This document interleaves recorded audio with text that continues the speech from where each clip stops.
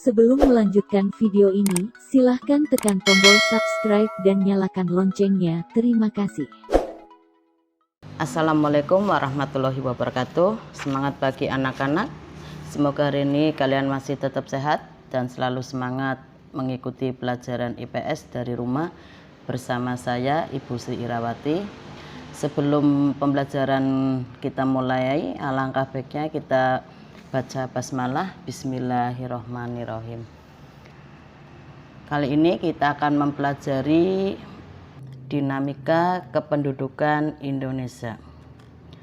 Dinamika kependudukan Indonesia yang akan kita pelajari: 1. Jumlah penduduk, 2. Persebaran penduduk, 3. Komposisi penduduk, 4. Pertumbuhan dan kualitas penduduk, dan kelima, keragaman etnik dan budaya.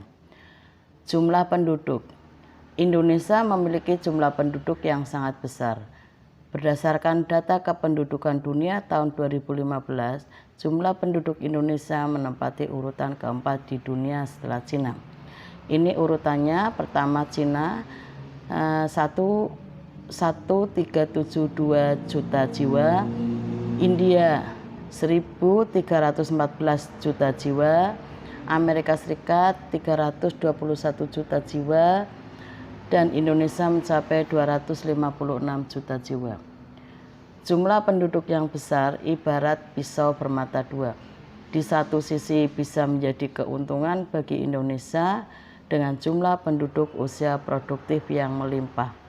Namun di sisi lain bisa menjadi kerugian bila jumlah penduduk yang besar itu memiliki kualitas yang rendah dilihat dari pendidikan, kesehatan, dan kesejahteraan. 2. Persebaran penduduk Indonesia. Kondisi persebaran penduduk yang tidak merata merupakan sebuah permasalahan tersendiri bagi pelaksanaan pembangunan. Karena itu perlu dilakukan upaya pemerataan penduduk yang seimbang, sehingga seluruh potensi bangsa Indonesia dapat dikembangkan optimal.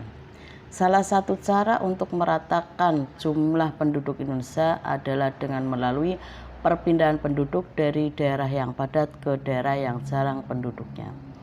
Perpindahan penduduk tersebut tentu dapat dilakukan dengan keinginan sendiri maupun diprogramkan oleh pemerintah. Pulau Jawa lebih padat dibandingkan daerah lain. Kenapa?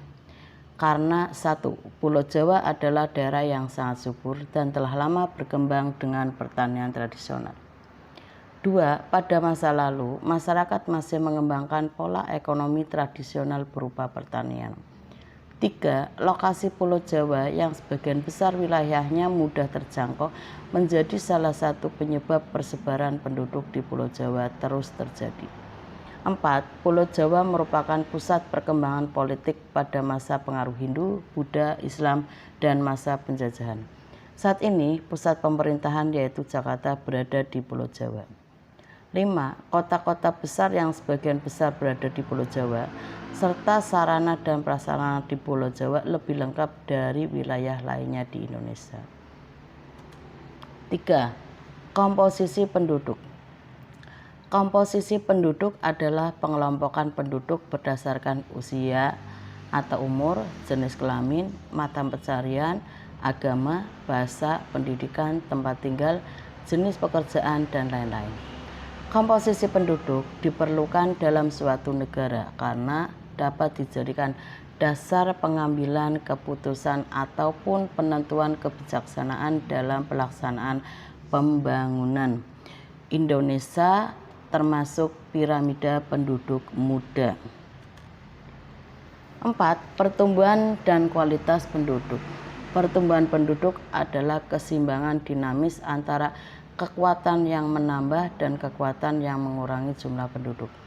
Ada beberapa faktor yang mempengaruhi pertumbuhan penduduk, yaitu kelahiran, kematian, dan migrasi.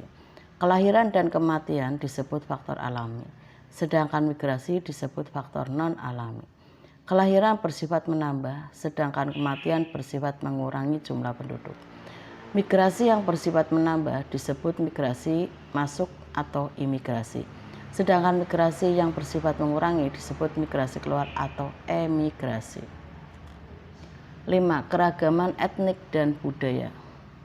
Masyarakat Indonesia merupakan masyarakat yang memiliki suku bangsa dan budaya yang beragam. Suku bangsa sering juga disebut etnik. Menurut Kuncoro Ningrat, suku bangsa berarti sekelompok manusia yang mempunyai kesatuan budaya dan terikat oleh kesadaran budaya tersebut sehingga menjadi identitas. Kesadaran dan identitas biasanya dikuatkan oleh kesatuan bahasa. Jadi, suku bangsa adalah gabungan sosial yang disebabkan dari golongan-golongan sosial, sebab mempunyai ciri-ciri paling mendasar dan umum berkaitan dengan asal-usul dan tempat asal serta kebudayaan. Ciri-ciri suku bangsa memiliki kesamaan kebudayaan, bahasa, adat istiadat, dan nenek moyang. Ciri-ciri mendasar yang membedakan suku bangsa satu dengan lainnya antara lain bahasa daerah, adat istiadat, sistem kekerabatan, kesenian daerah, dan tempat asal. Terima kasih. Wassalamualaikum warahmatullahi wabarakatuh. Sampai jumpa di lain hari.